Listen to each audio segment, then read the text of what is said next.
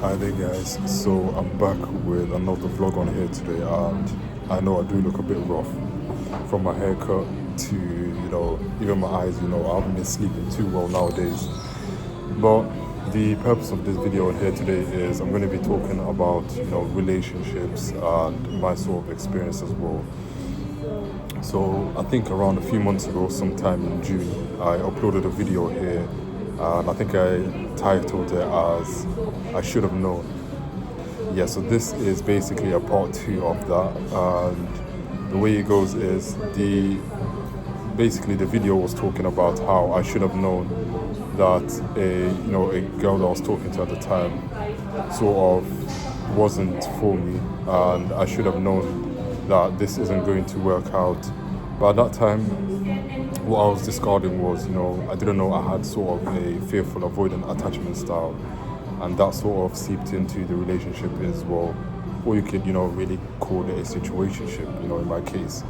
So it went on since then. So since the last video about her, so July we spoke again, and then we spoke again around September, and I just sort of let it play out naturally.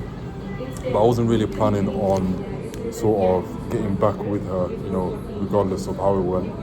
But I think it's that part in me that is sort of attached and basically one foot in, one foot out. So that's exactly what you call the fearful avoidant attachment stance. It's the behavior I've got when it comes to relationships and how I respond in times when I'm triggered.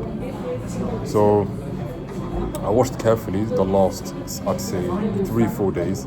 So when I uploaded the fearful avoidant attachment style video on here, I did a bit of research. I, of course, looked into my past relationships as well, and my behaviors and what actually triggers me. So upon a small research, I realized that, the reason why I find it hard to walk away from relationships that, logically is no good for me, or serves nothing significant, or doesn't even look like it will pay off. The reason why I find it hard to walk away from that is the fearful avoidant attachment style.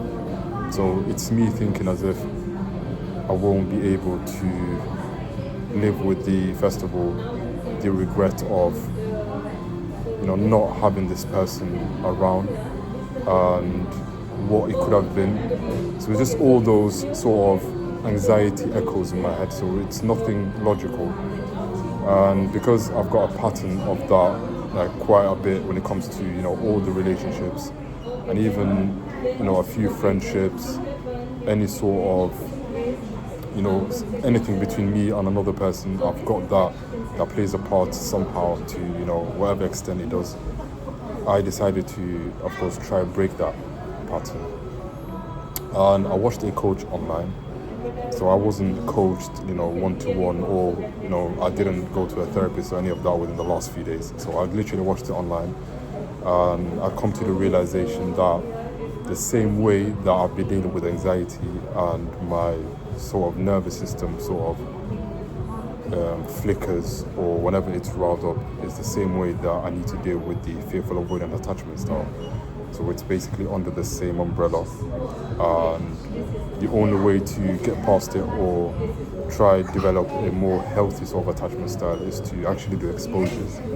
Now the exposures with the fearful avoidant attachment style is sitting with the discomfort and sitting with all those intrusive thoughts and those sensations that show up whenever you try to do something that's in the logical path. So not going off your previous emotional sort of bouts and the usual way you respond. So in order to change it, you need to react differently, basically.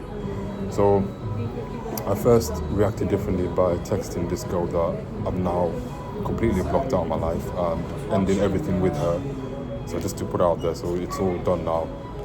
What I did was I first sent a few messages, and we were talking like normal.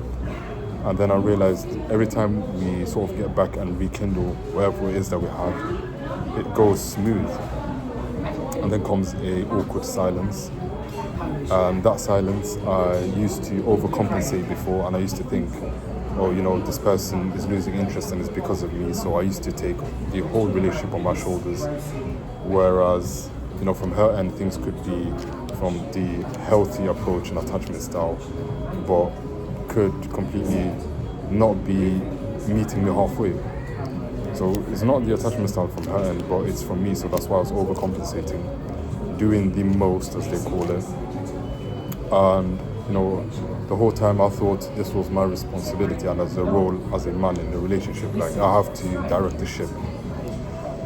So upon that realization, I sat with it, and I let the emptiness and silence fill the the messaging texting section. And after that, I found that she wasn't reciprocating my energy back.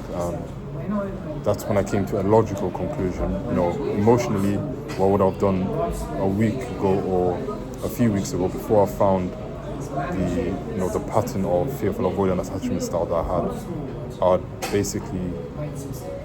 I'd message again and I'd leave it. After a day or two, I'd probably write back and say, how have you been? Something along those lines, and just try to start it again, because that's what my whole brain and everything within me is used to. So I completely left it. I came to the conclusion that this isn't going to work out regardless. Even if, a day or two later, she decides to come back, or I make another move that I've been doing. If I was to pop up or she was to pop up, the cycle isn't sort of going anywhere here. So that's exactly what a situationship is. And due to that, I came to a conclusion 2 days ago, and I completely blocked it off everywhere. Since then, I've of course felt slightly, empty. When you have someone there, whether I'm talking to her or not, just knowing that there's a safety net that I can pop up to at any time, spark a conversation with her, let things out of my mind, and just sort of dream away with her. That was gone, and it was, in the works for a while, since my whole anxiety journey started on the 23rd of October last year. Well, my whole panic blowing up on the 23rd of October. She was there, so a week before it actually happened is when I met her on the socials. And she's been parallel to my whole journey. She was there when the times when, I was agoraphobic, I couldn't leave the house. The time when I thought I had a brain bleed. The time when I thought I was coming down with some sort of heart disease where my heart was just sort of palpitating, things like that. And with the exposure as well. And with anything, that whenever you start off on not a negative foot, but a version of you that's not too good, and you somehow end up doing much better, I think it's really natural that some people feel like, now I'm more presentable, and, we didn't meet, so let me just put that out there. So if we were to ever meet, I'd wonder how things would go now that I feel a bit more lively and how relationships should play out. So yeah, I was a bit curious, looking forward for it. There's not many things I've been looking forward for since the whole journey started. And I will give her the credit that even though it was rocky, parts of it did keep me grounded and optimistic. But as all things do, chapters come to an end, people come to an end, and it makes space for more room for growth.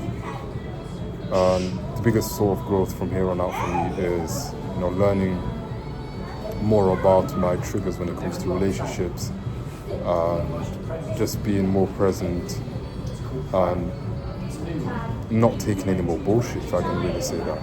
So I feel like I've taken a lot of bullshit, and to some extent you can say taken advantage of. So half of the time when I was actually with her, I found it hard to just regulate myself, let alone, come to logical conclusions. A lot of the things were anxiety riddled from my end, and because it's the early part of the whole talking relationship, wherever, if that's how it was grounded or seeded, then it will naturally give her the control. So this is something that, you know, I've been thinking about in the last few nights. I couldn't sleep and stuff with the withdrawal, with a lot of thinking going on. And on top of that, I haven't gone to the gym, kickboxing. I haven't done any of that lately, like for a good 2 weeks now. Hopefully I'm back in tomorrow. Been working late. So things have just been clustered, but as long as I can come to the realization and understand myself a bit more, and I won't run into any other relationship now until I sort of not fix myself completely or anything, but slightly stand outside of the shadows and in a more healthy position. But that's my sort of, you know, part 2 of the journey here. And there's not going to be a part 3. And, you know, from what I take from all of it is it's better to understand yourself. And the more you do, the better you can understand another person. So that's my sort of quote at the end. But yeah, if you reach this part of the video, please subscribe to my channel. I've only got around 16 subscribers. And like as well. And comment on what you think. And, you know, I'll be very glad to engage in the comment section with you. And without any further ado, take care, guys. I'll see you next time. Bye.